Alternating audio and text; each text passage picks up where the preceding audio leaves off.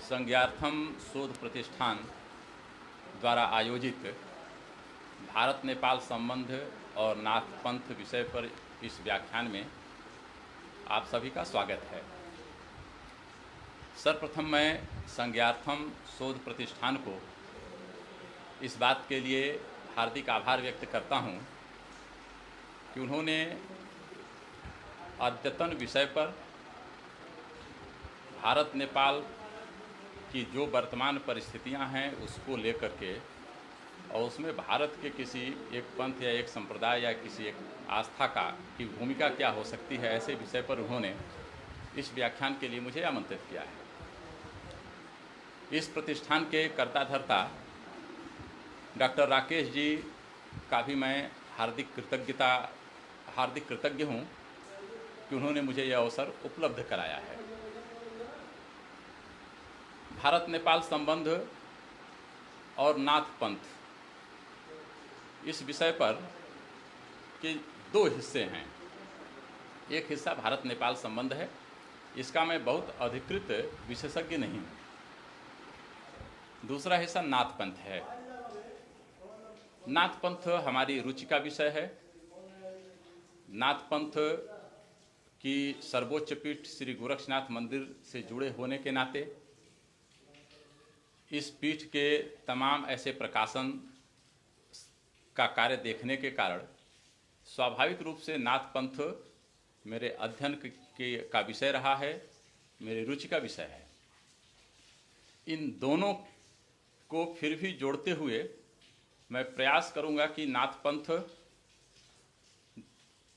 ने कैसे भारत नेपाल संबंधों को समय समय पर प्रभावित किया है और अगर हम इसका उपयोग करें, अगर हम इसका उपयोग किए होते या अगर हम इसका उपयोग करेंगे तो भारत नेपाल संबंधों को हम कैसे ठीक कर सकते हैं और कैसे ठीक दिशा में ले जा सकते हैं। अपने इस व्याख्यान के लिए मैंने जिन ऐतिहासिक स्रोतों का उपयोग किया है, मैं अपना धर्म समझता हूं कि मैं उनकी चर्चा पहले यहाँ पर कर दूं। मेरे इस व्याख्यान के जो मुख्य स्रोत हैं उसमें Vincent Smith, Ashoka the Buddhist emperor of India, R knowledge, Nepalese inscriptions in Gupta characters, Ramesh Chandra Majumdar की पुस्तक क्लासिकल एज, यूएन राय की गुप्त राजवंश और उनका युग, राधाकृष्ण चौधरी के प्राचीन भारत का राजनीतिक एवं सांस्कृतिक इतिहास, देवदत्त जी का नेपाल स्व का अस्तित्व, राष्ट्र धर्म में प्रकाशित उनका आलेख, अखिल भारतीय इतिहास संकलन योजना के पूर्व राष्ट्रीय अध्यक्ष स्वर्गीय प्रोफेसर सतीश चंद्र मित्तल जी का भारत नेपाल संबंध पर शोध संचयन में प्रकाशित शोधपूर्ण आलेख, हृदय नारायण दीक्षित जी का दैनिक जागरण में 2005 में प्रकाशित आलेख कि नेपाल में आग और भारत में आँच, बलदेव मिश्र जी का नेपाल का इतिहास, काशी प्रसाद श्रीवास्तव जी का नेपाल का इतिहास, टेक बहादुर खत्री का Nepal a glimpse, Daniel Wright का हिस्ट्री ऑफ नेपाल, ऋषिकेश शाह का modern Nepal a political history, B D. Sanwal का Nepal and the East India Company, Mahant Yogi Adityanath ji Maharaj द्वारा लिखित नेपाल, श्री गोरक्षनाथ मंदिर द्वारा 1972 से निरंतर प्रकाशित मासिक पत्रिका योग वाणी के वे सभी विशेषांक जो नेपाल पर आधारित हैं, योगी नरहरिनाथ जी महाराज जो मृगस्थली नेपाल में नाथपंथ के योगी रहे हैं, उनके द्वारा लिखित देवभूमि भारत एवं आध्यात्मिक नेपाल, महंत दिग्विजयनाथ स्मृति ग्रंथ, महंत अवैधनाथ स्मृति ग्रंथ, और इसके साथ 2015 में महाराणा प्रताप पीजी कॉलेज जंगल धूसर द्वारा भारत नेपाल संबंध पर एक राष्ट्रीय संगोष्ठी आयोजित की गई थी। महंत योगी आदित्यनाथ जी महाराज के संरक्षकत्व में आयोजित इस संगोष्ठी में उस समय नेपाल के पूर्व गृह मंत्री, पूर्व गृह राज्य मंत्री सहित अनेक जनप्रतिनिधि, सांसद और विधायक भी हिस्सा लिए थे। भारत के भी तमाम जनप्रतिनिधियों ने उसमें हिस्सा लिया था। उस संगोष्ठी में आए विचारों का जो संकलन और उस पर जो प्रकाशित आलेख है, इनका उपयोग हमने इस अपने व्याख्यान माला में किया है। हम जब भारत नेपाल संबंध और नाथ पंथ इस विषय को जोड़कर जब अपनी बात कह रहे हैं तो इसके 3 हिस्से हैं। भारत अपने आप में एक संप्रभु राष्ट्र है, नेपाल स्वयं में एक संप्रभु राष्ट्र है, और नाथ पंथ भारत की एक प्रतिष्ठित उपासना पद्धति, एक प्रतिष्ठित सिद्ध योग पद्धति, जिसे भारत सहित जिसने दुनिया के तमाम देशों को प्रभावित किया है, जिसमें अफगानिस्तान है, पाकिस्तान है, नेपाल है, तिब्बत है, भूटान है, बर्मा, बांग्लादेश सहित दक्षिण पूर्व एशिया के लगभग इस पूरे भूभाग पर जिस नाथ पंथ का प्रभाव रहा, ये अगला हिस्सा है। भारत के बारे में मुझे लगता है कि यहाँ कुछ अभी कहने की जरूरत है, लेकिन नेपाल के संदर्भ में मैं कुछ महत्वपूर्ण बातों को रेखांकित करके अपनी बात आगे बढ़ाना चाहूँगा, जिससे कि हम इस विषय को आसानी से समझ सकें। और मैं जो कहना चाहता हूँ इस बात को, जब मैं कोई नाम या कुछ भी लूँ तो उस संदर्भ में, नेपाल के संदर्भ में आए हुए इस तथ्य से हमारी बात साफ हो सके। नेपाल के बारे में मान्यता है कि महान संत नेम के द्वारा यह स्थापित राष्ट्र का नाम नेपाल पड़ा। 5वीं शताब्दी ईसा पूर्व के आसपास ये उल्लेख मिलता है कि यहाँ गोपाल, कीरत, लिच्छवी जैसे राज्य थे। भारत और चीन के व्यापारिक मार्ग का आधार होने के नाते नेपाल की सामरिक स्थिति और आर्थिक स्थिति शुरू से ही बहुत अच्छी रही है। 11वीं शताब्दी में गुड़ा कामदेव ने काठमांडू, पाटन, शंकु नगरों का निर्माण किया। 16वीं शताब्दी में लगभग 1559 ईस्वी के आसपास द्रव्य शाह ने शाह राजवंश की नेपाल में स्थापना की। यह शाह राजवंश ही नेपाल को आधुनिक नेपाल बनाने की महत्वपूर्ण भूमिका में रहा। 18वीं शताब्दी के मध्य तक नेपाल लगभग 80 स्वतंत्र राज्यों में विभाजित था, यद्यपि इसे कहीं कहीं 24 क्षेत्रों में, कहीं 22वीं के नाम से भी जाना जाता है। इस तरह से ये तो मिलता है कि विविध भूखंडों में विभाजित नेपाल को एक राजनीतिक स्वरूप देने का कार्य, नेपाल को आधुनिक राष्ट्र बनाने का कार्य इसी द्रव्य शाह द्वारा स्थापित शाह राजवंश के पृथ्वी नारायण शाह ने किया। पृथ्वी नारायण शाह इस राजवंश के एक प्रतिष्ठित शासक हुए। महायोगी गोरखनाथ जी का पृथ्वी नारायण शाह पर जो उनकी कृपा दृष्टि थी, पृथ्वी नारायण शाह की उपलब्धियों के पीछे जो महायोगी गोरखनाथ का योगदान था, नाथ पंथ और नेपाल के तमाम उल्लेखों में इसका उल्लेख है, जिसकी चर्चा हम जब बाद में नेपाल और नाथ पंथ को लेकर करेंगे तो वहाँ इसकी चर्चा विस्तार से होगी। लेकिन पृथ्वी नारायण शाह से ही ये संबंध और एक कथा शुरू होती है। इस तरह आधुनिक नेपाल को राजनीतिक संगठित स्वरूप में खड़ा करने का काम जिस पृथ्वी नारायण शाह ने किया, वो उस कालखंड तक ये चलता रहा जब तक कि राणाओं का वहाँ पर शासन स्थापित नहीं हो सका। जंग बहादुर राणा के समय से नेपाल में राणाओं का शासन स्थापित हुआ और फिर लगभग 100 वर्षों तक नेपाल का शासन राणावंशी शासकों के द्वारा होता रहा। 1950 के आसपास तक आते आते, यानी भारत को आज़ादी मिल चुकी थी।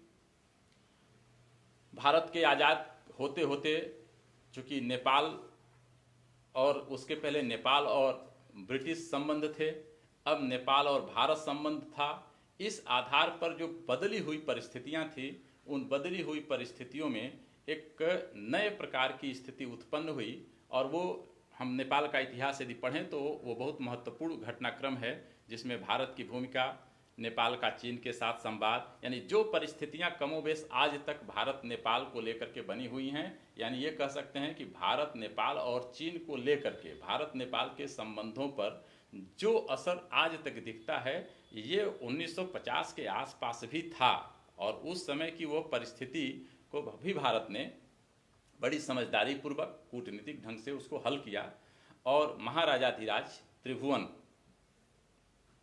उस समय भारत में आए और भारत ने उन्हें महाराजा की मान्यता प्रदान की और उनके समय में नेपाल में एक तरह से राणाओं का राज्य समाप्त हुआ और राजवंश की एक बार फिर पुनर्स्थापना होती है और त्रिभुवन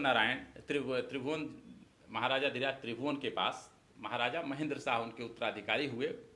1955 के आसपास महेंद्र शाह नेपाल के राजा हुए और फिर एक प्रकार से यह नए युग की शुरुआत हुई और वहाँ तक जब तक कि नेपाल का यह राज परिवार अब षड्यंत्रों का शिकार होकर के इस राज परिवार के समाप्ति के युग तक आते आते और नेपाल के अनेक उथल पुथल के युग को देखते हुए 2006 के समय में जब नेपाल ने अपने को हिंदू राष्ट्र कहने से परहेज किया, हम कह सकते हैं कि नेपाल जो पहले एकमात्र दुनिया का हिंदू राष्ट्र था वो 2006 के बाद लोकतांत्रिक शासन प्रक्रिया के मोह माया जाल के में और दुनिया के पॉलिटिकल सिस्टम के आधार पर उसने अपने को लोकतांत्रिक प्रक्रिया में खड़ा करते हुए एक तरह से हिंदू राष्ट्र से अपने को अलग किया और नेपाल के नाम से नेपाल प्रजातंत्र के नाम पर नेपाल का विकास प्रारंभ हुआ।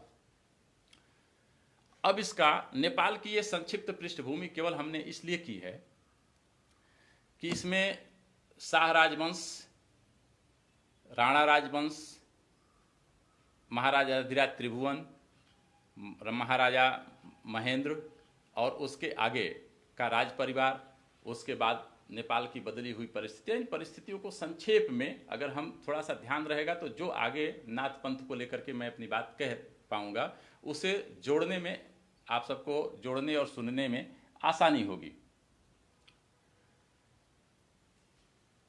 अब यहाँ थोड़ी सी चर्चा में नाथ पंथ के बारे में कर लूं और फिर नेपाल और नाथ पंथ, इस चर्चा को फिर मैं आगे बढ़ाता हूं।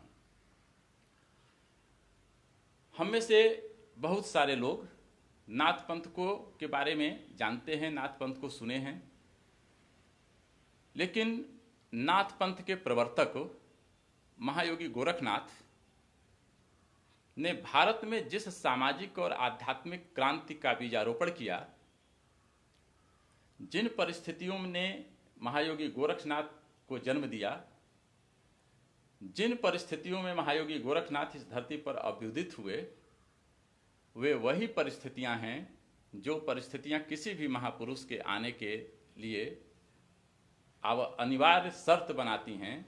और भारत में ऐसे तमाम अवसर आए हैं जब भारत ने अपने को दुरुस्त करने के लिए, अपने को ठीक करने के लिए, समाज में आ रही विकृतियों, रूढ़ियों और पाखंडों से अपने को मुक्ति दिलाने के लिए महापुरुषों को जन्म दिया है।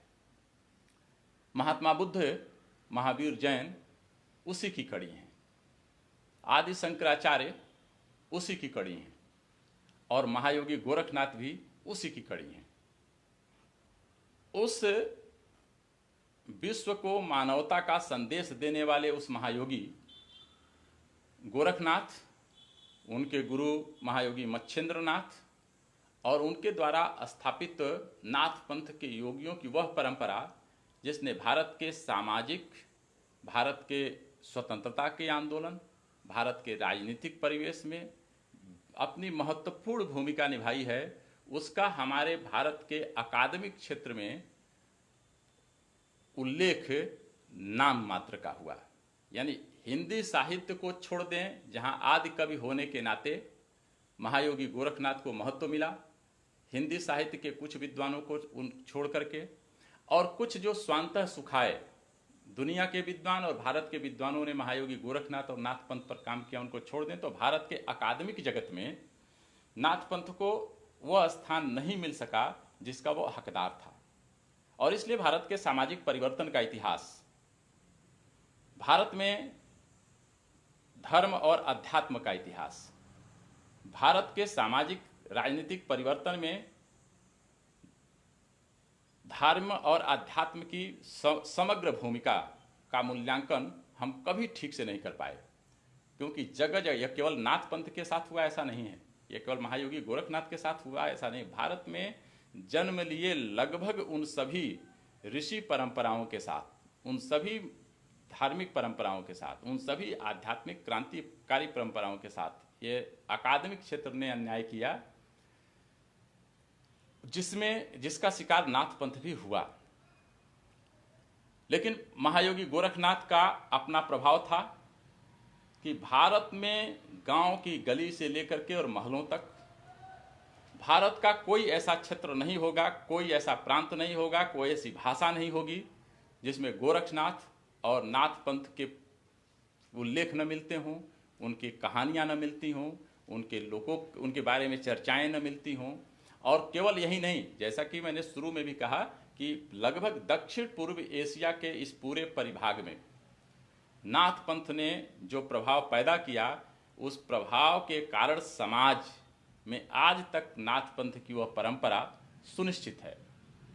वो विषय हमारा यहाँ नहीं है, इसलिए नाथ पंथ को जब आप भारत के संदर्भ में पढ़ेंगे, जब आप सामाजिक परिवर्तन के संदर्भ में पढ़ेंगे, जब पतंजलि के सैद्धांतिक योग को क्रियात्मक योग में बदल करके भारत के रूढ़ियों पाखंडों को तोड़ते हुए भारत के धर्म, अध्यात्म और राष्ट्रीय एकता को एक साथ जोड़ते हुए इस नाथ पंथ की परंपरा ने जो स्वरूप भारत को दिया, यह सारा का सारा हिस्सा जब आप गोरखनाथ, नाथ पंथ और उनकी परंपरा को आप पढ़ेंगे तो आपको वहाँ विस्तार से मिलेगा।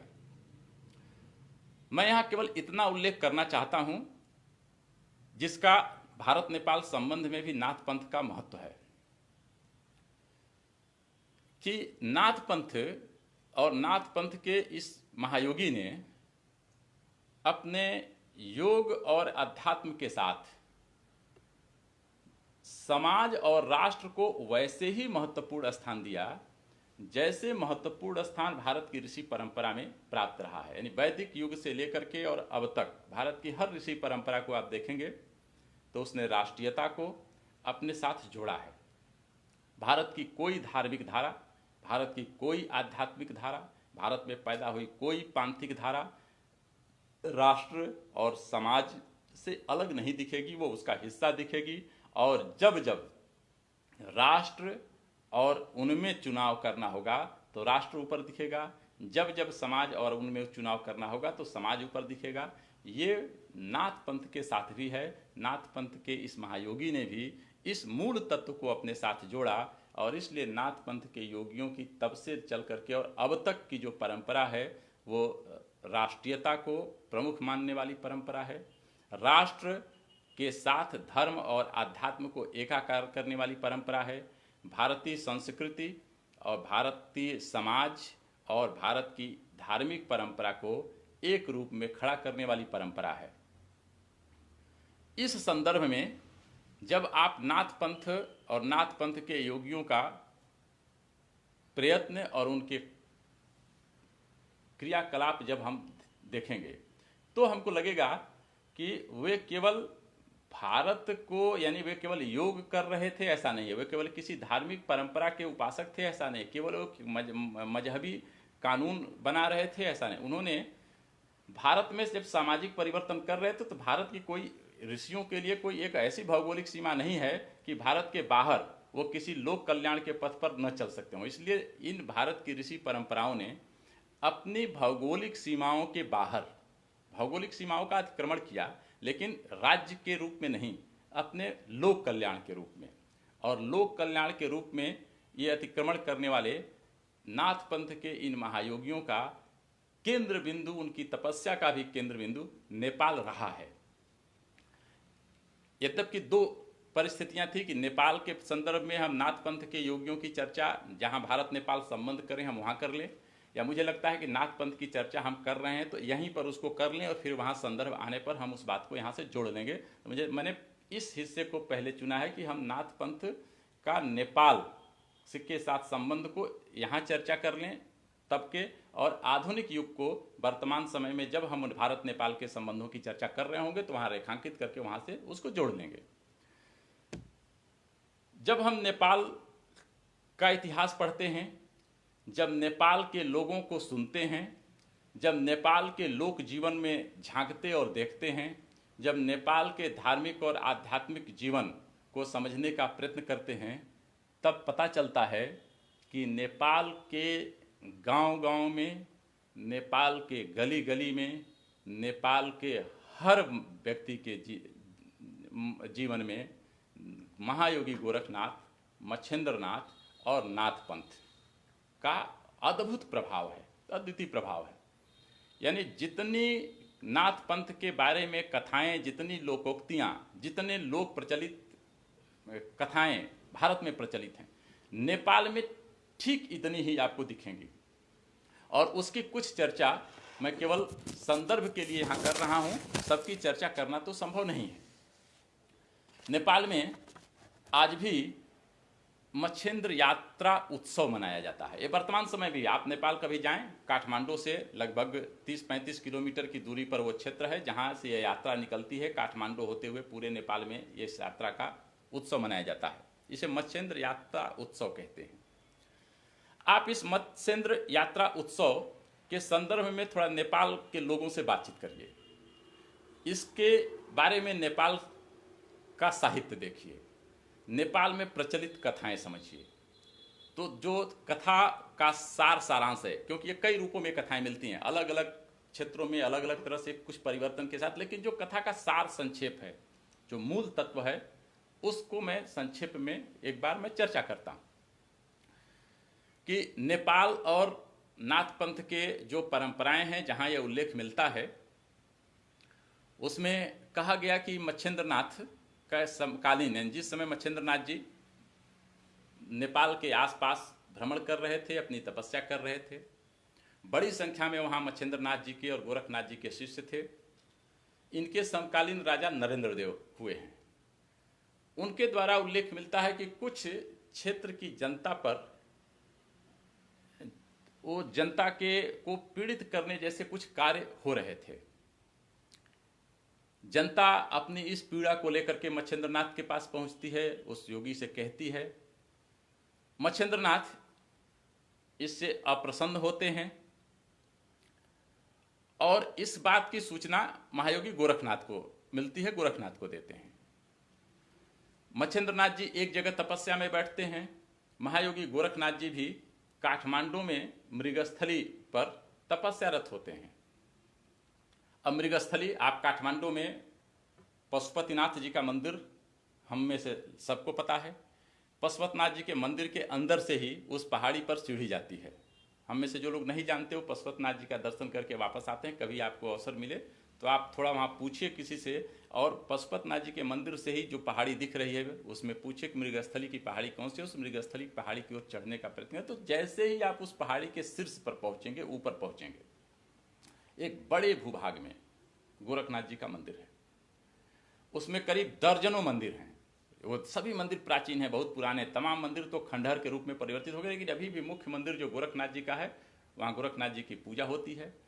वहाँ नाथ पंथ के योगी रहते हैं, वहाँ नाथ पंथ के योगियों की गौशाला है।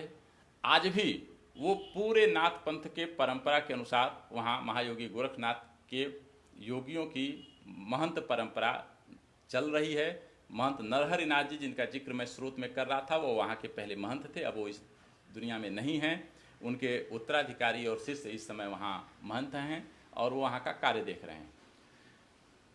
कहा जाता है कि गोरखनाथ जी वहाँ मेघमालाओं को दबा करके अपने पद्मासन में बैठ करके समाधि लगा लिए। परिणाम हुआ कि नेपाल में बारिश बंद हो गई और 12 वर्षों तक की उनकी इस तपस्या के दौरान नेपाल में अकाल पड़ा। नरेंद्र देव के राजगुरु बुद्धदत्त थे। बुद्धदत्त जी ने अपने योगक्षेम के आधार पर पता किया तो उन्हें इस पूरे घटनाक्रम को ध्यान में आया कि नाथ पंथ के महायोगी गोरखनाथ जी ध्यान में बैठे हुए हैं मेघमालाओं को दबाकर, मच्छिंद्रनाथ जी एक दूसरी जगह पर तपस्या कर रहे हैं। उन्होंने राजा से बात की कि इसका केवल एक आधार है कि हम गोरखनाथ जी से आग्रह करके गोरखनाथ जी अगर मेघमालाओं को मुक्त कर दें तो नेपाल में बारिश हो सकती है। भय था कि किसी भी ऋषि को इस तरह से जाकर के ऋषि नाराज हो सकता है, तो रास्ता ये निकाला गया कि मच्छेंद्रनाथ जी को पहले आग्रह किया जाए। मच्छेंद्रनाथ जी अगर गोरखनाथ जी के पास चलेंगे तो गोरखनाथ जी गुरु को देखते ही उनको खड़ा होंगे और मेघमालाएं मुक्त होंगी और नेपाल अकाल मुक्त होकर होगा और बारिश शुरू हो जाएगी। बुद्ध दत्त जी जाते हैं, मच्छेंद्रनाथ जी से कहते हैं, आग्रह करते हैं। योगी और संत को हम सब जानते हैं कि उनको वो थोड़े में नाराज होते हैं, थोड़े में खुश होते हैं। मच्छेंद्रनाथ जी स्वयं गोरखनाथ जी से मिलने वहाँ मृगस्थली आते हैं। गुरु को आने के बाद उनकी साधना टूटती है। गोरखनाथ जी मच्छेंद्रनाथ जी के कहने पर मेघमालाओं को मुक्त करते हैं और पूरे नेपाल में बारिश शुरू होती है और नेपाल अकाल मुक्त होता है। इस घटना के उपलक्ष्य में नेपाल की जनता आज भी मच्छेंद्रनाथ यात्रा उत्सव मनाती है, यानी ये नेपाल के जीवन में आज भी है। महायोगी गोरखनाथ का संदर्भ यहीं से शुरू हो जाता है। महायोगी गोरखनाथ के नेपाल के तमाम क्षेत्रों में उनकी तपस्या स्थली है।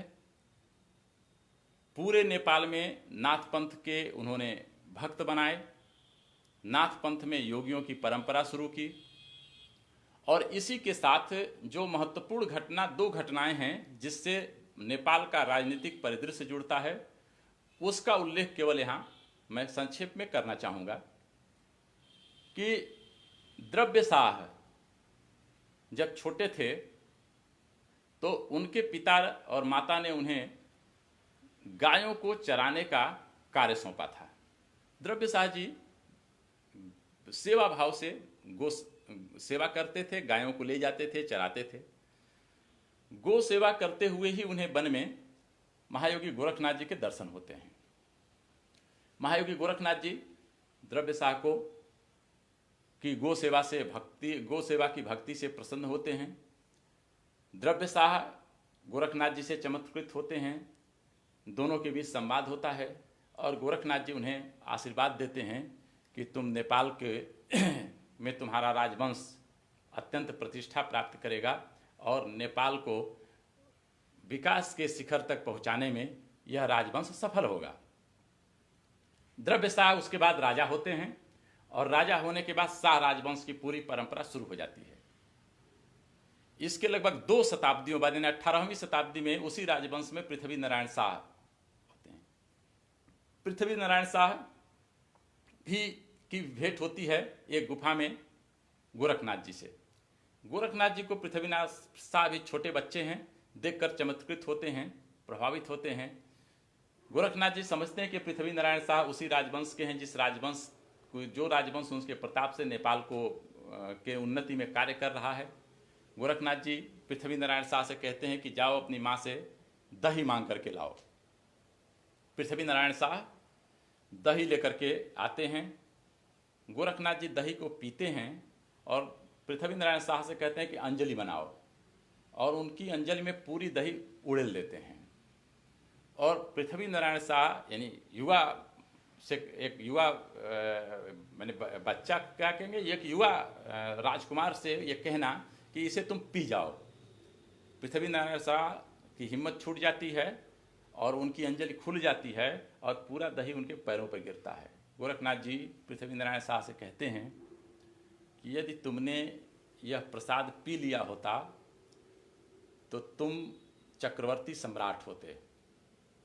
नेपाल तुम्हारे नेतृत्व में एक संप्रभु राष्ट्र का एक वैभव प्राप्त करता, फिर भी यह प्रसाद तुम्हारे पैरों पर गिरा है।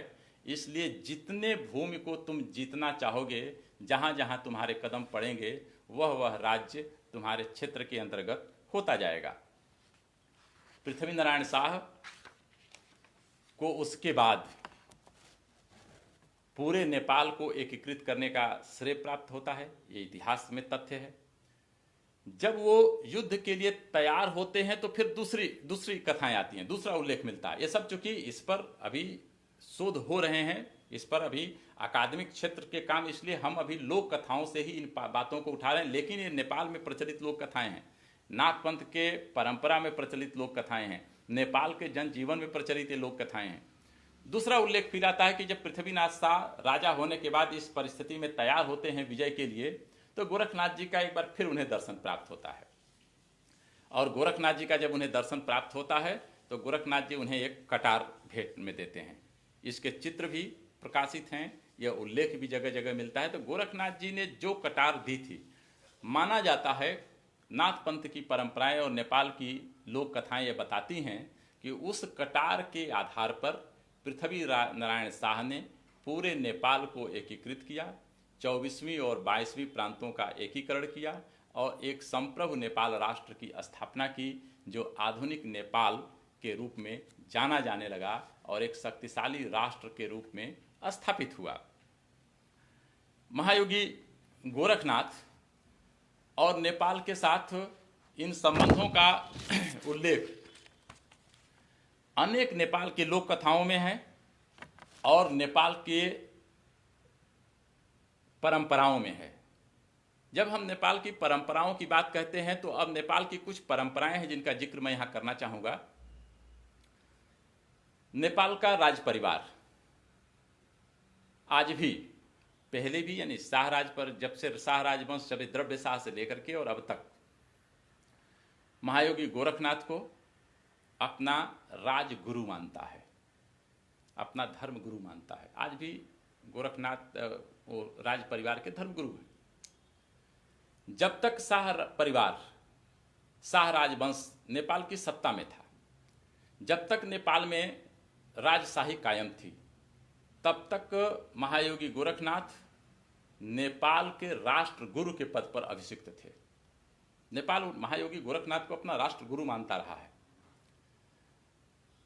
और इसके प्रमाण क्या हैं कि इन राजवंशों द्वारा चलाई गई मुद्राएं, यानी मुद्रा किसी भी राज्य की संप्रभुता की सूचक होती हैं। मुद्रा केवल आर्थिक आय व्यय और आर्थिक लेन देन का माध्यम नहीं होती, मुद्रा संप्रभुता की सूचक होती है। कोई संप्रभु राष्ट्र अगर नहीं है तो अपनी मुद्रा नहीं चला सकता है। उस अपने संप्रभुता के मुद्राओं पर गोरखनाथ जी के चित्र है, गोरखनाथ जी का लेख, गोरखनाथ जी के चरण पादुका के चिन्ह उनके सिक्कों पर अंकित होते रहे हैं। ये 2006 तक के सिक्कों पर मिलेगा। अब कई बार ऐसा लगता है कि जब वहां प्रजातंत्र आया, राजनीतिक परिस्थितियां बदली और उन राजनीतिक परिस्थितियों में राज परिवार सत्ता से किनारे हुआ और ऐसे शासक आए जो साम्यवादी विचारधारा के रहे हैं, ऐसे शासक आए जो चीन समर्थित राजनीति करने वाले दल के लोग थे, ऐसे शासक आए जो धर्म को अफीम मानने वाली विचारधारा के पोषक थे। वो भी नेपाल में यह साहस नहीं कर सके कि नेपाल की नोट से महायोगी गोरखनाथ के ये प्रतीक हटाए जा सकें। यानी आज भी आप अभी गूगल पर सर्च करिए, भारत के नेपाल की नोट निकालिए और उस मुद्रा को निकालकर ध्यान से देखेंगे तो एक तरफ दाहिने तरफ ऊपर एक गोला दिखेगा, उस गोला को फोकस करिए तो अब वहां पर इतना परिवर्तन हुआ कि गोरखनाथ जी के चित्र नहीं हैं, इतना परिवर्तन हुआ कि गोरखनाथ जी की चरण पादुकाएं नहीं हैं। लेकिन गोरखनाथ जी ने जो पृथ्वी नारायण शाह को कटार दी थी, उस कटार का प्रतीक अंकित है और श्री गोरक्षनाथ लेख अंकित है। ये भारत नेपाल की मुद्राओं पर आज भी अंकित है। यानी नेपाल की जनता के बीच नाथ पंथ और गोरखनाथ जी का प्रभाव हम आंक सकते हैं इससे कि आज भी नेपाल के आम जनता के बीच नाथ पंथ और गोरखनाथ की कितनी महत्ता है कि नेपाल में शासन करने वाला कोई राजनीतिक सत्ता अभी कम से कम जनता के इस आस्था पर चोट करने का साहस नहीं कर पाता है। उसने हिंदू राष्ट्र का पद हटा दिया, ये साहस तो कर लिया, लेकिन गोरखनाथ जी अभी भी नेपाल की मुद्राओं से नहीं हट पाए हैं। हम नेपाल के पूरे परिदृश्य में मैं 3-4 योगियों की चर्चा और करना चाहूंगा, जिसमें सिद्ध रतननाथ जी हैं। सिद्ध रतननाथ जी डांग के राजकुमार थे। डांग नेपाल का एक हिस्सा है, एक प्रांत है। डांग के राजकुमार रतननाथ जी की गोरखनाथ जी से भेंट होती है। गोरखनाथ जी से प्रभावित होते हैं और राजपाट छोड़ करके नाथ पंथ की दीक्षा लेते हैं और नाथ पंथ के योगी बनते हैं। ये रतन नाथ जी वही नाथ पंथ के योगी हैं जिन्होंने नाथ पंथ के वैचारिक धारा को लेकर के, नाथ पंथ की योग परंपरा को लेकर के वर्तमान भारत के बाहर अफगानिस्तान, पाकिस्तान, तिब्बत, नेपाल, भूटान इत्यादि विविध क्षेत्रों में नाथ पंथ का प्रचार प्रसार किया, वहाँ अपना शिष्य बनाए और उनसे प्राप्त साहित्य बताते हैं कि बड़ी संख्या में इस्लाम के अनुयायियों को भी उन्होंने नाथ पंथ से प्रभावित किया और अनेक इस्लाम के अनुयायी बड़ी संख्या में उनके शिष्य बने। आज भी सिद्ध रतन नाथ जी, मान्यता यह है कि वो अपने डांग में रतन नाथ जी का मंदिर है। आज भी वहाँ नाथ पंथ की परंपरा के अनुसार सिद्ध रतन नाथ जी की पूजा उपासना होती है। भारत में श्री गोरक्षनाथ मंदिर द्वारा स्थापित बलरामपुर जिले में देवीपाटन में मां पाटेश्वरी का मंदिर है और आज भी नेपाल से एक यात्रा रतननाथ जी की इस मां पाटेश्वरी के मंदिर में आती है, हर नवरात्र में आती है। माना जाता है कि रतननाथ जी आज भी आकाश मार्ग से यहाँ पर आते हैं, अपना चढ़ावा लेते हैं और फिर वापस डांग चले जाते हैं। ये रतननाथ जी नेपाल के थे और नेपाल और भारत के संबंधों की एक डोर ये भी है। भर्तृहरिनाथ भारत के थे, नाथ पंथ के योगी थे, लेकिन इनके भी नेपाल में तमाम स्थान ऐसे हैं जहां उनके उल्लेख मिलते हैं कि उन्होंने नेपाल में आकर के तपस्या की और इस तरह से नेपाल के कुछ नाथ पंथ के केंद्र जिनकी मैं आप नेपाल के जनजीवन में घूमिए, आप गांव में जाइए, आपको सिद्ध योगियों के मठ मंदिर, छोटे छोटे मंदिर मिलेंगे, आपको लोक में छोटी छोटी कहावतें मिलेंगी, लेकिन बड़े बड़े केंद्र आज भी नाथ पंथ के योगियों के हैं। एक नाथ पंथ की वैचारिक धारा तो ये भी मानती है कि जो पशुपतिनाथ जी का मंदिर है, चूंकि गोरखनाथ जी शिवावतारी हैं, इसलिए नाथ पंथ के योगी पशुपतिनाथ जी को गोरखनाथ जी के रूप में ही पूजा करते हैं। और ठीक वहीं से के ऊपर जिसकी चर्चा में गोरखनाथ जी की तपस्या के समय किया था मृगस्थली, और मृगस्थली में उनके उस गोरखनाथ जी के मंदिर का केंद्र और महत्व उस मंदिर के केंद्र का इस कारण से भी है कि यदि आपको कभी वहां जाने का अवसर मिले तो एक तरफ पशुपतिनाथ जी हैं, उसके बाद आप उस पहाड़ी पर जब चढ़कर शिखर पर जाएंगे तो गोरखनाथ जी का मंदिर है और उसी से जब दूसरी तरफ उतरेंगे तो गुह्येश्वरी देवी का मंदिर है। मान्यता यह है कि पशुपतिनाथ जी की पूजा तब तक पूर्ण नहीं मानी जाती जब तक कि उपासक या साधक गुह्येश्वरी देवी की भी पूजा न कर ले। और गुह्येश्वरी देवी और पशुपतिनाथ जी के बीच अब वर्तमान समय में सड़क बनने के नाते आप घूम करके 2 किलोमीटर घूम करके गुह्येश्वरी देवी नीचे नीचे जा सकते हैं, लेकिन तब पशुपतिनाथ जी से गुह्येश्वरी देवी जाने का केवल मार्ग महायोगी गोरखनाथ की उस तपस्या स्थली या उस मंदिर से होकर के ही जाता है। आप गोरखनाथ जी का महत्व नेपाल में समझ सकते हैं, गोरखनाथ जी के उस मंदिर के केंद्र का मतलब समझ सकते हैं। काठमांडू में ही अन्यत्र एक स्थान पर गोरखनाथ जी का मंदिर बना हुआ है जहां उनकी बाल रूप में मूर्ति स्थापित है और वहां उनका पूजा होती है।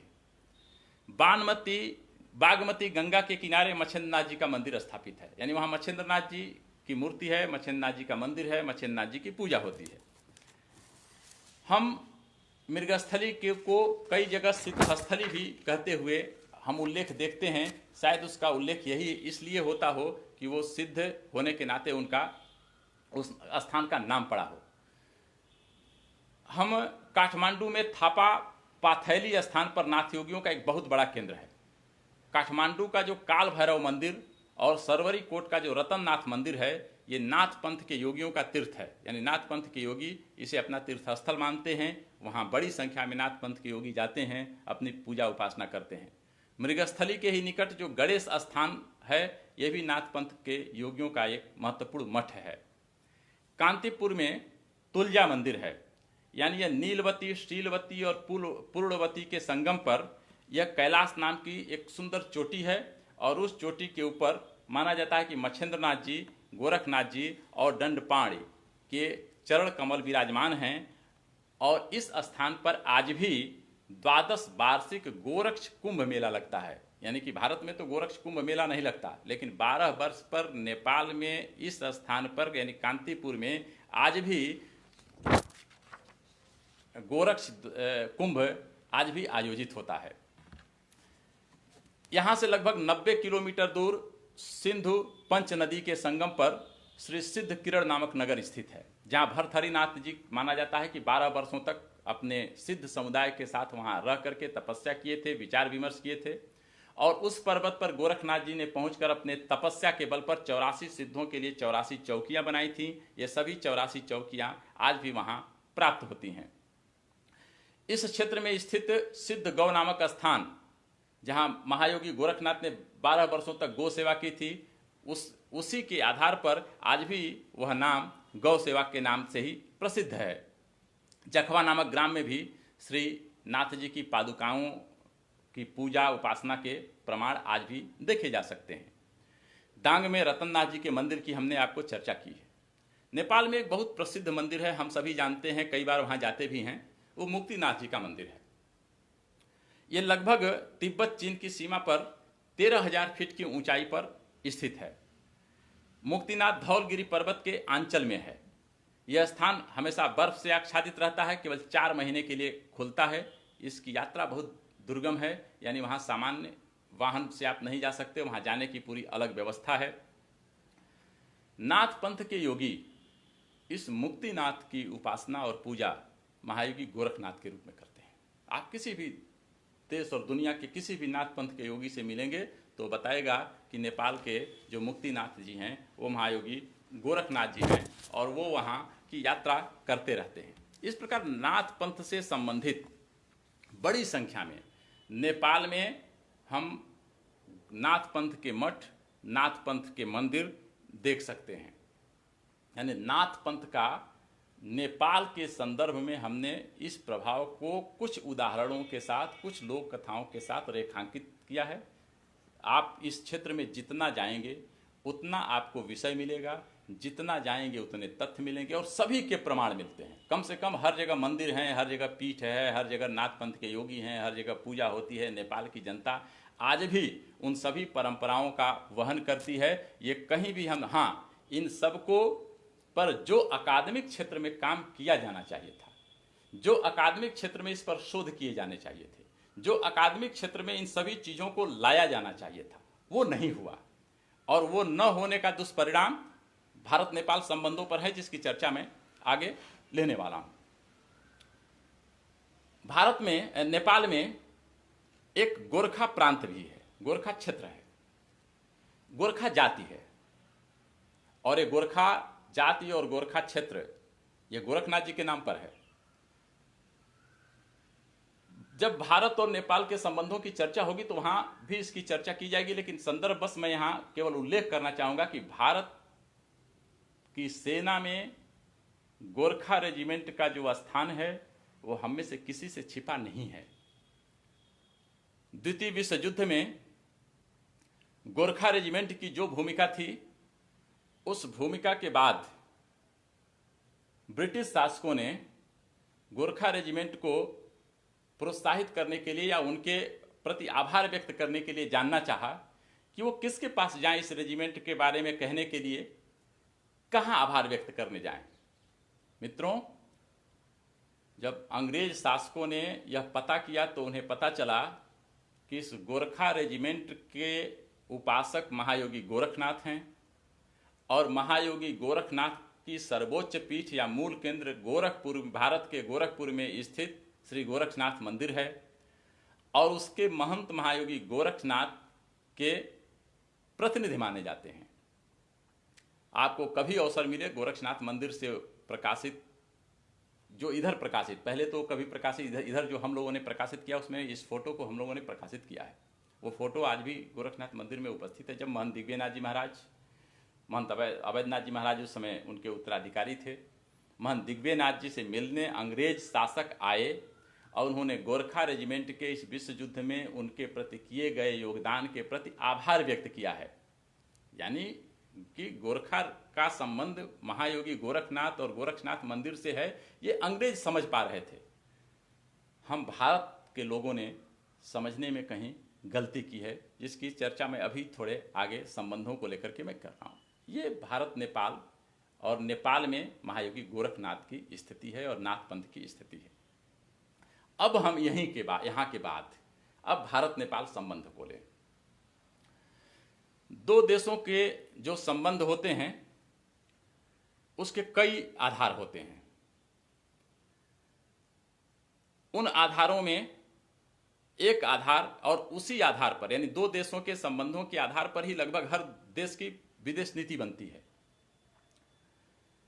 जब हम दो देशों के संबंध और अपनी विदेश नीति के बारे में जब भी चर्चा करेंगे तो जो प्रमुख कुछ कारण आएगा, मैं इसमें उन विद्वानों की बात नहीं करता जो विदेश नीति के मर्मज्ञ हैं। मैं एक सामान्य व्यक्ति की तरह, मैं जो मेरी छोटी सी बुद्धि समझ पाती है और इसे मैं रेखांकित कर पा रहा हूं, वो केवल ये है कि जब हम कोई भी देश अपनी विदेश नीति बनाता है तो वो अपने देशों का वर्गीकरण करता है।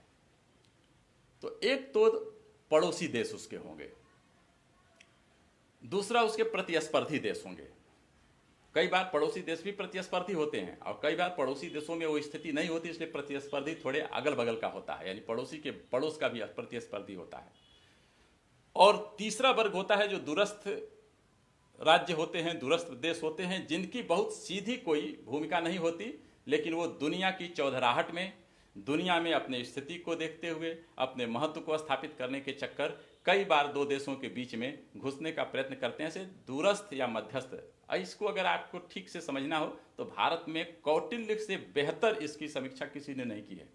कौटिल्य ने अपने अर्थशास्त्र में इन देशों के संबंधों के बारे में और परराष्ट्र नीति पर अद्भुत व्याख्या की है। 60 गुण सिद्धांत आप वहां पढ़िए, आपको अद्भुत व्याख्या मिलेगी। मैं वहां जाने का मेरे पास समय भी नहीं है। तो पड़ोसी देश, प्रतिस्पर्धी देश, दूरस्थ या मध्यस्थ देश, इन सभी देशों के साथ एक समान नीति हमारी नहीं बन सकती। इन सभी देशों के साथ देश के एक तरह के संबंध भी नहीं हो सकते। जैसे हम हर देश जब इन प्रकार के वर्गीकरण, इस प्रकार के वर्गीकरण करता है तो भी उसे अपने पड़ोसी हर देशों के पड़ोसी अलग अलग तरह के होते हैं। अमेरिका का पड़ोसी दूसरी तरह का होगा, फ्रांस का पड़ोसी किसी और तरह का हो सकता है, चीन का पड़ोसी किसी और तरह का हो सकता है, भारत का पड़ोसी किसी। इसलिए जब हम भारत के संबंधों की बात करते हैं तो हमें एक बार अपने पड़ोसियों को देखना होगा। इसलिए हम अपने अगर दो पड़ोसियों का नाम लें कि एक पाकिस्तान है और एक नेपाल है, तो दोनों के साथ हम एक समान नीति नहीं बना सकते। दोनों दो तरह के पड़ोसी हैं, दोनों के साथ हमारी दो तरह की नीतियां होंगी, दोनों के साथ हमारे दो प्रकार के व्यवहार होंगे। प्रतिस्पर्धी देश में हमारा चीन हमारे साथ खड़ा है, चीन और भारत के बीच में नेपाल है। इसलिए इस पूरे भौगोलिक संरचना को ध्यान में रखते हुए तब जाकर के हम अपनी विदेश नीति का निर्धारण कर पाते हैं। भारत भी ऐसा करता है, लेकिन जब हम नेपाल के बारे में बातचीत करते हैं तो कम से कम कुछ चीजें ऐसी हैं जिन चीजों को हमें समझना चाहिए, हमें जानना चाहिए, हम समझते भी हैं और जानते भी हैं, जिसमें भारत और नेपाल के बीच जो संबंध हैं, यानी बाकी देशों को अब मैं छोड़ रहा हूं, दोनों देशों के बीच जो संबंध होंगे उनके जो प्रमुख कारण होंगे, यही कारण लगभग सभी देशों के साथ हम नीति अपनाते समय होती है। इसमें एक तो होता है भौगोलिक परिवेश या भौगोलिक सीमा या भौगोलिक परिदृश्य। नेपाल के साथ उसको हम भू सांस्कृतिक स्वरूप कह सकते हैं, अभी नेपाल पर जब आएंगे तो उसको क्लियर। लेकिन एक कारण होता है भौगोलिक सीमा, यानी हमारी सीमा से सीमा लगा हुआ है, कितनी सीमा लगी हुई है, और उसके बाद की सीमा, उसका दूसरे तरफ का राज्य कौन सा देश कौन सा है, वो किस पोजीशन में कौन सा देश बैठा है, यानी भौगोलिक परिस्थिति, भौगोलिक स्थिति उसकी क्या है।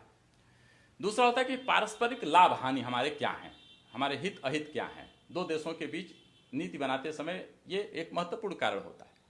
अगला होता है कि हमारे और उस देश के बीच समानताएं क्या क्या हैं, विषमताएं क्या क्या हैं। और अगर हमारे और उसके बीच अगला हिस्सा होता है कि क्या सांस्कृतिक तत्व भी कुछ हैं जो हमारे उसके संबंधों को मजबूत कर सकते हों या एक कर सकते हों। और इन सब चीजों को केंद्र में रख करके नीति बनाने का काम जो होता है वो राजनीतिक परिवेश से होता है। ऐसे महत्वपूर्ण रूप से ये 5 कारक ऐसे हैं जो दो देशों के बीच संबंध तय करते हैं और दो देशों के बीच संबंध को निर्धारित करने के पीछे मूल कारण होते हैं। हम अब नेपाल के बारे में आए। भारत और नेपाल भू सांस्कृतिक दृष्टि से एक है। भारत और नेपाल को दोनों संप्रभु राष्ट्र हैं, प्रकृति ने पूरक बनाया है। यानी दोनों संप्रभु राष्ट्र होंगे लेकिन वो दोनों एक दूसरे के पूरक हैं। यानी भारत के बिना नेपाल अधूरा होगा और नेपाल के बिना भारत अधूरा होगा। भारत को अपने किसी भी हित अहित की बात करते समय नेपाल को नजरअंदाज करके भारत कर ही नहीं सकता है, और नेपाल को भी अपने किसी भी हित अहित की बात भारत को नजरअंदाज करके जब जब नेपाल ने भी किया है या जब जब करेगा तो वो प्रकृति उसे रोकेगी, परिस्थितियां उसे रोक देंगी, यह संभव ही नहीं है। इसलिए हम जिस भू सांस्कृतिक रूप से हम एक हैं, अब इसके लिए हमें पूरी हिमालय का भूगोल देखना चाहिए। इस हिमालय से लेकर समुद्र पर्यंत जो प्रकृति ने जो ये भू क्षेत्र निर्मित किया है उसे समझना चाहिए, और इस भूगोल में जो संस्कृति विकसित हुई, जो सांस्कृतिक तत्व में हम ले लेंगे, जो संस्कृति विकसित हुई, वह सब मिला करके भारत और नेपाल को जब भी देखा जाएगा तो अपने अभ्युदय काल से लेकर के अब तक ये दोनों देश एक दूसरे के पूरक हैं, एक दूसरे के बिना अधूरे हैं, एक दूसरे को नज़रअंदाज करके जब जब चलना चाहेंगे तो उसकी बड़ी कीमत देंगे, और फिर पीछे आकर के हाथ पकड़ेंगे ही पकड़ेंगे, पकड़ना ही पकड़ना पड़ेगा, क्योंकि और कोई चारा नहीं है। दूसरा, पारस्परिक लाभ हानि। अब पारस्परिक लाभ हानि वर्तमान समय में कई बार ये आर्थिक आधार पर अधिक केंद्रित हो जाती है। राज्य के भौगोलिक सीमा पर आकर के थोड़ी बहुत केंद्रित हो जाती है। इसलिए दो राज्यों के बीच सीमा के विवाद, दो राज्यों के बीच आयात और निर्यात के विवाद यानी आर्थिक गतिविधियों के विवाद, दो देशों के बीच एक दूसरे देशों के लाभ और हानि पर प्रभावित करने के आरोप जैसे विवाद खड़े होते हैं। स्वाभाविक है कि दो संप्रभु राष्ट्र हैं तो भारत और नेपाल के बीच में भी ये खड़े होंगे। यह इस तरह का विवाद खड़ा होना कोई अनहोनी घटना नहीं है, ये विवाद। लेकिन इस बात को समझते हुए कि भारत और नेपाल के पास एक दूसरे को जानने, समझने और आपस में बातचीत करके समस्या हल करने के अलावा कोई विकल्प नहीं है, जो दूसरे विकल्प पर विचार जब भी किया जाएगा तो उसकी कीमत उतनी हो सकती है जिसे कोई राष्ट्र देना नहीं चाहेगा। यानी राष्ट्र की संप्रभुता के खतरे की कीमत हो सकती है। तिब्बत इसका जीता जागता उदाहरण है। मुझे लगता है कि नेपाल कभी ये गलती नहीं करेगा, इसलिए हमको भी इस बात को समझना चाहिए, भारत को भी इस बात को समझना चाहिए। अब हम इस रूप में जब हम दोनों देशों के संबंधों की बात करते हैं तो मैं भौगोलिक सीमा, पारस्परिक लाभ हानि, विविध समानता विषमता की स्थितियों को छोड़कर, क्योंकि ये राजनीतिज्ञों के विशेषज्ञता का हिस्सा है, ये देश के सरकार अपनी उसकी पूरी एक ब्यूरोक्रेसी और पूरा एक टीम है जो इस पर काम करती है, विदेश नीति के बड़े बड़े विशेषज्ञ हैं जो इस पर काम करते हैं। मैं जो कहना चाहता हूं, मैं इसमें दो तत्वों पर मुझे लगता है कि हम गलती करते हैं। एक पर गलती करते हैं और एक तो हमारे उस गलती का कारण है। यानी भारत का जो राजनीतिक परिवेश है, भारत में जो राजनीतिक परिस्थितियां हैं, वो राजनीतिक परिस्थितियां भारत और नेपाल के संबंधों के लिए बहुत हद तक दोषी रही हैं। उन आज़ादी के बाद से लेकर के और लगभग आप कह सकते हैं कि 2014 तक या उसके पहले तक यह कालखंड ऐसा रहा है जब हमने कई बार अपने राजनीतिक अपरिपक्वता का परिचय दिया और हमने उन मूल तत्वों को नजरअंदाज कर दिया जिस मूल तत्व हैं। यानी हमने उस भू सांस्कृतिक तत्व को नजरअंदाज कर दिया। एक दो बार तो हमने ऐसी भी गलती की कि हमने नेपाल को धमकाया, हमने नेपाल की सीमा बंद करने जैसी भी गलती की है। 2014 के पहले घटनाओं पर अगर आप ध्यान देंगे तो आपके ध्यान में है। यह करने की जरूरत नहीं है। ऐसा नहीं कि नेपाल चीन के साथ आज जा रहा है। नेपाल की भाषा चीन के साथ मिलकर के बोलने की आज नहीं है। नेपाल की जगह शायद कोई भी देश होगा तो एक बार बातचीत करते समय वो इस तरह की भाषा का प्रयोग कर सकता है। हमें इस बात को समझना होगा। ऐसा नहीं है कि राणा परिवार के शासकों ने यह धमकी नहीं दी थी। ऐसा नहीं कि 1950 में नेपाल चीन के गोद में नहीं बैठा हुआ था। ऐसा नहीं है कि महाराजा महेंद्र सिंह चीन के स्वर में स्वर मिलाते हुए एक दो बार बात नहीं किए हैं। ये किसी भी देश की कूटनीति होती है। किसी भी देश को अगर, जैसे हम दो लोग जब बात करते हैं तो हम जानते हैं कि दूसरे से अगर कोई बातचीत कर क्या कह सकते हैं, हमें उसे को जब भी भारत से बातचीत करनी होगी तो वो अगर भारत पर दबाव बनाने का अगर उसके पास कोई एक सूत्र है तो वो केवल यह है कि वो चीन से बात करेगा।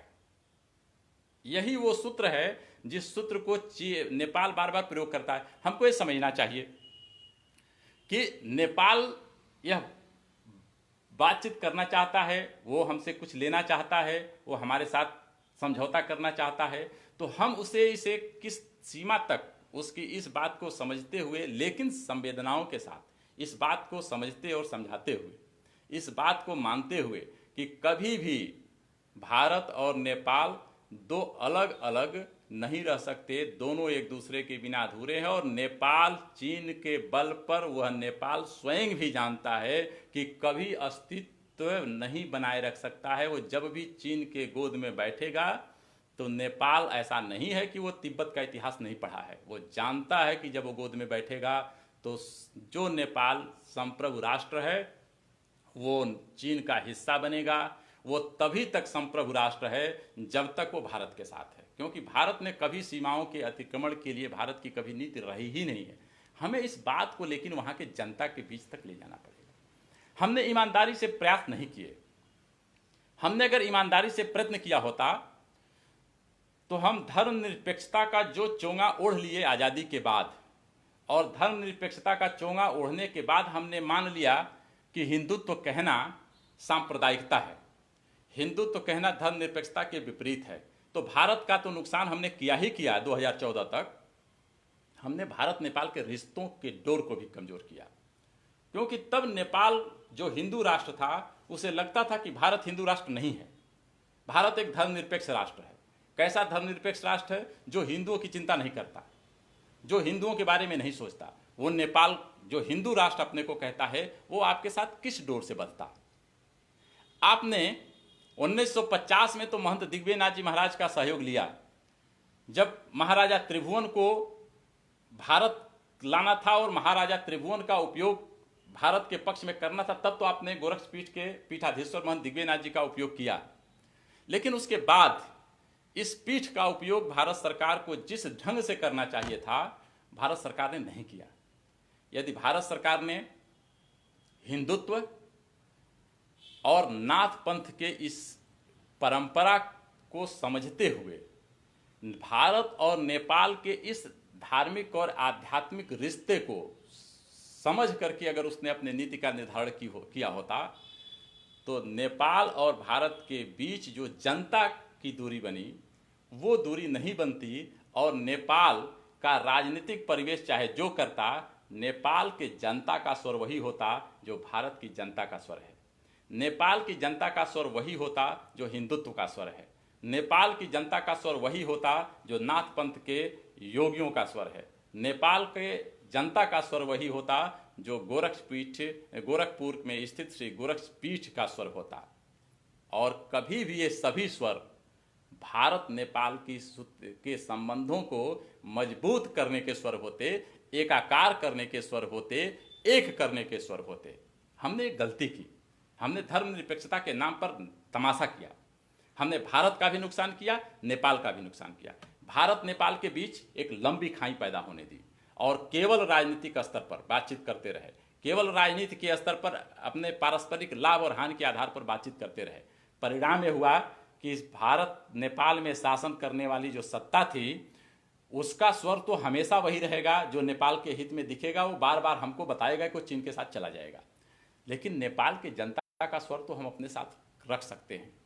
इसलिए नेपाल की जनता का स्वर अगर हमें अपने साथ रखना होगा तो हमें हिंदुत्व की वो डोर को पकड़ना पड़ेगा जो नेपाल की जनता के रग रग में है। हमें नाथ पंथ के महायोगी गोरक्षनाथ और मच्छिंद्रनाथ के नाथ पंथ के योगियों की परंपरा के उस सूत्र को पकड़ना होगा जिस सूत्र के बल पर आज भी गोरखनाथ मंदिर में राज परिवार की खिचड़ी चढ़ती है। मकर संक्रांति के पर्व पर नेपाल के राज परिवार की खिचड़ी आज भी महायोगी गोरखनाथ को चढ़ती है। मृगस्थली के महंत की खिचड़ी आज भी गोरखनाथ जी को चढ़ती है। और नेपाल के बड़ी संख्या में नेपाल भक्तों की खिचड़ी आज भी महायोगी गोरखनाथ को चढ़ती है। हम नेपाल की जनता का भाव समझें, नेपाल की जनता का मन समझें, नेपाल की जनता का वह डीएनए समझें जो भारत और नेपाल की जनता का एक है, और वह डीएनए हिंदुत्व है। भारत और नेपाल की जनता का वह डीएनए नाथ पंथ की परंपरा है।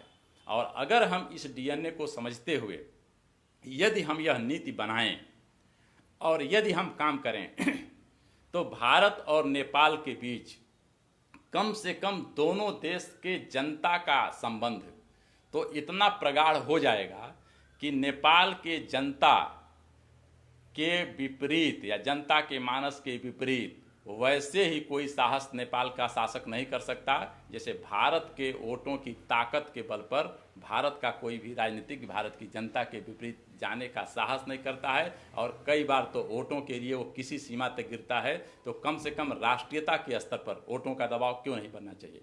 इसलिए जिस प्रकार से भारत में हिंदुत्व की डोर पकड़ करके, भारत के सांस्कृतिक राष्ट्रवाद की डोर पकड़ करके भारत में सामाजिक परिवर्तन के साथ साथ राजनीतिक परिवर्तन हुआ है, नेपाल में भी अगर यह प्रयत्न होता है तो नेपाल में भी वे शासक आ ही नहीं पाएंगे जो नेपाल की इस डोर को कमजोर कर रहे होंगे। नेपाल में वे शासक आ ही नहीं पाएंगे जो नेपाल के जनता के आस्था और विश्वास को चुनौती दे रहे होंगे। और जब वो शासक नहीं आ पाएंगे तो कम से कम उनका वह स्वर तो नहीं होगा, उतना कठोर स्वर तो नहीं होगा जैसा कठोर स्वर नेपाल के वर्तमान प्रधानमंत्री का आज है। इसलिए लेकिन यह प्रयत्न करेगा कौन? मैं भारत की ब्यूरोक्रेसी जिसके पास पूरा तंत्र है, जिसके पास दो देशों के संबंधों को चलाने और विकसित करने की पूरी योजना रहती है, जिनके पास सरकार का पूरा समर्थन होता है, उन्हें भी इस बात को समझना पड़ेगा। भारत की ब्यूरोक्रेसी केवल नेपाल को पिकनिक स्पॉट न माने, भारत की ब्यूरोक्रेसी केवल नेपाल में अपने काम को केवल मौज मस्ती का केंद्र न माने। भारत की ब्यूरोक्रेसी नेपाल में भारत की सांस्कृतिक एकता की इस मजबूत डोर को समझे और भारत के जनता भी इस बात के बीच भी इस सारी बातों को, यानी भारत और नेपाल के बीच जो आध्यात्मिकता है, जो सांस्कृतिक एकता है, जो प्राकृतिक भौगोलिक एकता है, इस भौगोलिक एकता तो हम सब देखते हैं, लेकिन ये जो सांस्कृतिक एकता है, जो हिंदुत्व और नाथ पंथ के की आध्यात्मिक एकता है, जो दोनों का एक डीएनए है, इसको समझते हुए यदि हमारे व्यवहार हो, हमारी बातचीत हो, तो मुझे लगता है कि नेपाल के साथ भारत का कभी कोई विवाद नहीं खड़ा होगा। दुनिया में अकेला गोरखा जाति है जो भारत की सेना में उस नेपाल के लोग हैं जो नेपाल के प्रधानमंत्री का वर्तमान स्वर है, लेकिन आज भी भारत की सेना में नेपाल के गोरखों की जो रेजिमेंट है उस पर हमारे किसी भी सैनिक से अधिक विश्वास किया जाता है। उस गोरखा रेजिमेंट पर हम गर्व करते हैं। हमें पता है कि अगर यानी के.एम. करियप्पा को अगर हम कोट कर दें तो हमें पता है कि अगर कोई सैन कहता है कि उसे मरने से डर नहीं लगता तो या तो वो झूठ बोलता है या तो गोरखा है। यानी इस प्रकार के नेपाल की जनता जो निस्वार्थ भाव से अपने देश के होते हुए भी भारत की सेना में ईमानदारी के साथ भारत के लिए जी जान देने को तैयार है, उस नेपाल के जनता के साथ, उस नेपाल के साथ भारत के संबंध अच्छे नहीं होंगे, भारत के संबंध भारत और नेपाल के तनातनी के होंगे, यह कल्पना बेमानी लगती है। इसलिए सारा दोष भारत और नेपाल के राजनीतिक परिवेश का है। इसलिए भारत और नेपाल के राजनीतिक परिवेश के संदर्भ में हम नेपाल के राजनीतिक परिवेश को कुछ नहीं कह सकते, क्योंकि हम अपना तो ठीक करें। इसलिए भारत के राजनीतिक नेतृत्व को इस बात को समझते हुए ईमानदारी से जिस तरह से भारत में सांस्कृतिक क्रांति के बल पर भारत परिवर्तन की ओर चल पड़ा है। भारत और नेपाल के संबंधों में ईमानदारी के साथ नाथ पंथ की इस परंपरा का उपयोग किया जाए, हमारी हिंदुत्व की डोर का उपयोग किया जाए। भारत और नेपाल के जनता के बीच जो सांस्कृतिक रक्त संबंध हैं, इसका उपयोग करके नीति बनाई जाए। भारत और नेपाल दुनिया में एक अद्भुत उदाहरण होगा, जो दो ऐसे अद्भुत पड़ोसी देश होंगे जिनके बीच का संबंध दुनिया मानक के तौर पर देख सकती है, लेकिन इसमें महत्वपूर्ण भूमिका भारत की है। इसलिए कि भारत बड़ा देश है, भारत शक्तिशाली देश है, भारत के और चीन के बीच लगातार प्रतिस्पर्धी परिस्थितियां बनी रहेंगी। इसलिए बराबर चीन नेपाल पर अपना प्रयत्न करता रहेगा, बराबर भारत से नेपाल के लोगों को ये अगर कोई भय दिखा दिया कि भारत कभी भी नेपाल को अपने अंदर ले सकता है, ये भय किसी को भी हो सकता है, हमें उन्हें इससे निर्भय करना होगा। उन्हें यह बताना होगा कि भारत ने कभी न ये किया है, न आगे करने वाला है। इसलिए महत्वपूर्ण भूमिका भारत की है। भारत नेपाल संबंधों की डोर मजबूत करने के लिए एकमात्र उत्तरदायी देश भारत है।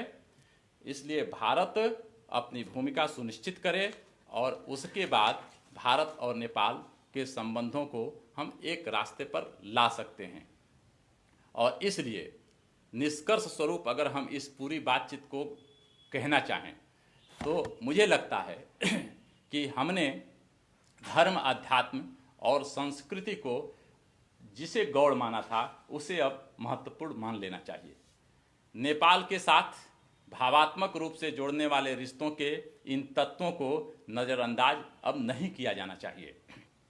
हिंदुत्व एवं नाथ पंथ को नेपाल की जनता के डीएनए में है, इस बात को समझ करके नीति बनानी होगी। नेपाल के सामाजिक सांस्कृतिक जीवन के धार्मिक आध्यात्मिक तत्वों का हमें उपयोग करना चाहिए। श्री गोरक्षनाथ मंदिर के साथ आज भी नेपाल के रिश्ते गुरु शिष्य जैसे हैं। इसलिए इस पीठ और नाथ पंथ के योगियों और परंपराओं का उपयोग किया जाना चाहिए। गोरखनाथ और महायोगी गोरखनाथ और उनकी परंपरा को सरकार के स्तर पर भले न सही, लेकिन सामाजिक परिवर्तन के स्तर पर, सामाजिक कार्य के स्तर पर इसका उपयोग किया जाना चाहिए। भारत सरकार हिंदुत्व और नाथ पंथ की इस मजबूत डोर को पकड़कर नेपाल के शासकों, राजनीतिज्ञों के साथ साथ जनता के साथ भी सीधा संवाद और सीधा संबंध विकास के आधार पर हमें योजनाएं बनानी चाहिए। और इस दृष्टि से अब प्रयत्न करने की आवश्यकता है। भारत की, जैसा मैंने पहले भी कहा, कि ब्यूरोक्रेसी को भी यह बातें समझनी चाहिए और समझते हुए अपनी नीति बनानी चाहिए। भारत और नेपाल दोनों संप्रभु राष्ट्र हैं, किंतु एक दूसरे के बिना अधूरे हैं। दोनों देश एक रहे हैं और एक रहेंगे, यह प्रकृति की घोषणा है। भारत और नेपाल दोनों की संप्रभुता कायम रहे, यह भारत की जिम्मेदारी है, यह विश्वास भारत को दिलाना है। यदि हम इतना कर पाए तो मुझे लगता है कि भारत नेपाल के संबंधों पर कभी भी कोई ऐसा दाग नहीं लगेगा जिससे दोनों देशों का कोई नुकसान हो। बाकी आपसी बातचीत, आपसी संवाद, आपसी मतभेद दो भाइयों में होते हैं, एक परिवार में होते हैं, दो पड़ोसियों में होते हैं, भारत नेपाल के बीच भी होते रहेंगे। उसे बातचीत के आधार पर सहजतापूर्वक, संवेदना के साथ हल किया जाना चाहिए। मुझे लगता है कि मैंने अपनी बात जितना समय था उतने करने का प्रयास किया। भारत माता की जय। आप सभी को इस बात के लिए ढेर सारा आभार कि आपने ध्यान से हमें सुना है। धन्यवाद।